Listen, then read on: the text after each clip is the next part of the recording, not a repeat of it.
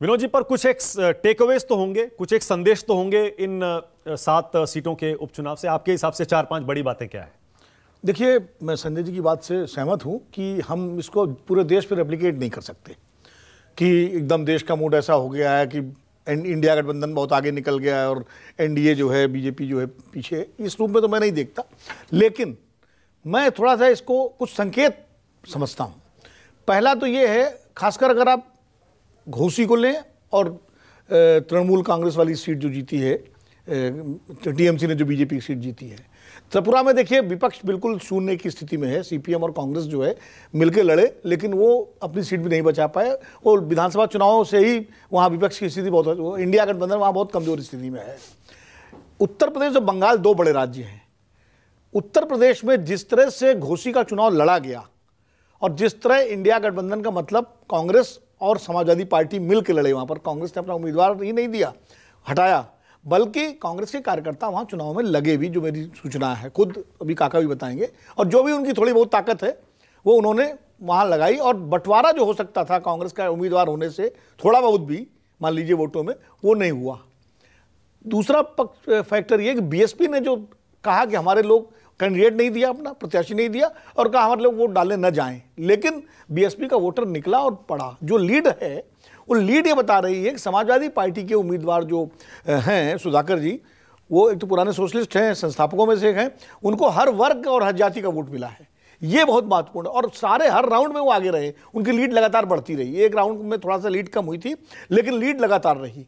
तो कहीं ना कहीं मुझे लगता है कि हर वर्ग का जो वोट मिला है, तो इससे एक संकेत दिया जाता है कि अगर इंडिया गठबंधन उत्तर प्रदेश में अपनी केमिस्ट्री ठीक कर ले अर्थमेटिक के साथ साथ, तो भारतीय जनता पार्टी के लिए एक वो चुनौती दे सकता है। अगर केमिस्ट्री, अगर लगा रहा हूं बीएसपी उम्मीदवार ना दे तो, अगर बहन जी देती है तो फिर खेल बिगड़ सकता है। हाँ, बिल्कुल खेल बिगड़ सकता है। बहन जी अगर उम्मीदवार देती हैं और बहन जी अगर इंडिया गठबंधन में आ जाती है और केमिस्ट्री ठीक हो जाती है तो खेल बदल भी सकता है, तो और पलट जाएगा। हाँ, तो ये उत्तर प्रदेश का एक छोटा सा चुनाव है, क्योंकि ये चुनाव प्रतिष्ठा का था बीजेपी के लिए।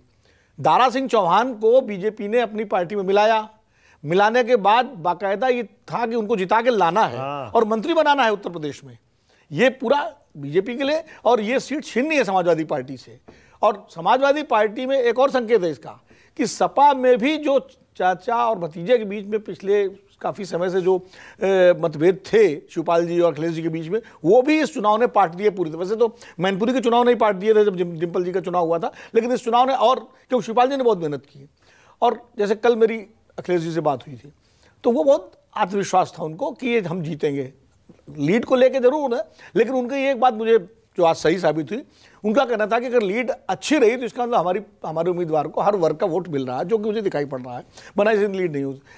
दूसरी बात यह है कि टीएमसी ने जो सीट जीती है, तो अगर बीजेपी से सीट छीनी है टीएमसी ने, वैसे तो बात संजय की बात सही है कि आमतौर पर रूलिंग पार्टी जीतती है बाई इलेक्शन में, यह आमतौर की बात है, लेकिन फिर भी ये मान सकते हैं कि इसका मतलब लोकसभा चुनावों के लिए टीएमसी पूरी तरह से कमर कसे हुए है। और इंडिया गठबंधन अगर वहां, हालांकि वहां कांग्रेस शायद लड़े हैं, कांग्रेस और टीएमसी लेफ्ट दोनों लड़े हैं, उसके बावजूद टीएमसी का जीतना ये दिखाता है कि लोकसभा में अगर कांग्रेस और ये अलग भी लड़ेंगे तो भी टीएमसी को रोकना आसान नहीं होगा। इसलिए बीजेपी को सोचना पड़ेगा कि खाली मतों के विभाजन के भरोसे पर न रहे। तो और इस पर कांग्रेस और सीपीएम पर भी दबाव बनेगा, खासकर कांग्रेस पर, कि अगर उसको इंडिया गठबंधन को सफल करना है तो पश्चिम बंगाल में कहीं ना कहीं ममता बनर्जी को पूरा नेतृत्व देना पड़ेगा। तो ये कुछ संकेत है। झारखंड में तो ऐसा, जो उनकी सीट थी, उनकी सीट वो वापस निकाल रहा है, वो भी बड़ी, हालांकि मुख्यमंत्री जो है हमारे हेमंत सोरेन पर कई तरह के आरोप लगे, बीच में बड़ी लगा सरकार चली जाएगी क्या होगा, लेकिन फिर भी अपनी सीट अगर बाई इलेक्शन में निकाल लाए हैं तो उनके लिए एक बड़ी बात है। बीजेपी के लिए एक और चीज़ है, उत्तराखंड की जो सीट है वो बड़े कांटे की लड़ाई से बीजेपी जीत पाई है। शुरू में तो कांग्रेस में उम्मीदवार आगे चल रहे थे और उसके बाद 2400 कुछ वोटों से बीजेपी 2405 वोट का अंतर है, 2405 वोटों से। और जो उम्मीदवार थी उनकी, वो महिला, वो उनकी पत्नी थी जो चंदन दास जी थे जिनका निधन से, तो एक सहानुभूति का लाभ भी उनको मिला है। लेकिन पिछला चुनाव बीजेपी ज्यादा अंतर से जीती थी। अच्छा, उसी चंदन तरह दास जी। उसी तो तरह ये भी इनको हाँ, विनोद जी, कांग्रेस और ने शायद वहां पर पूरी मेहनत भी नहीं की, क्यों कांग्रेस नेताओं को लगता था पता नहीं सीट हम जीतेंगे कि नहीं जीतेंगे, प्रत्याशी भी आम आदमी पार्टी में थे, वहां से आए थे, तो इस तरह से अगर थोड़ी जोर लगा देते तो यहाँ भी कुछ सीटों का 200-500 वोट से कुछ फर्क पड़ सकता था। और विनोद जी, ये भी मेंशन कर दूं, क्योंकि आपने वोटों का जो फर्क है जीत हार का वो बताया, तो जो टीएमसी ने बीजेपी से सीट छीनी है वो भी सिर्फ 4000 वोटों के अंतर से जीती है। 4313 वोट का अंतर है। यानी टीएमसी और बीजेपी का मुकाबला बंगाल में काफी कांटे का रहा।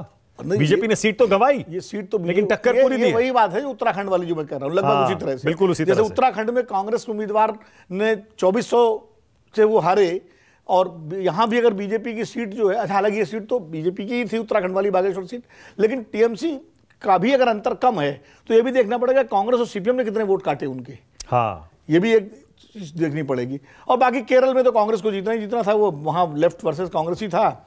और केरल में जो कांग्रेस जीती है वो 37,000 के आसपास वोटों से वो जीती क्योंकि है। उनकी उमेन चांडी के बेटे हैं, चांडी ओमेन, उनको 80,000 के आसपास। उमेन चांडी की सीट थी, उनके बेटे लड़े, उनको सहानुभूति का लाभ भी मिला और कांग्रेस का अपना आधार भी है।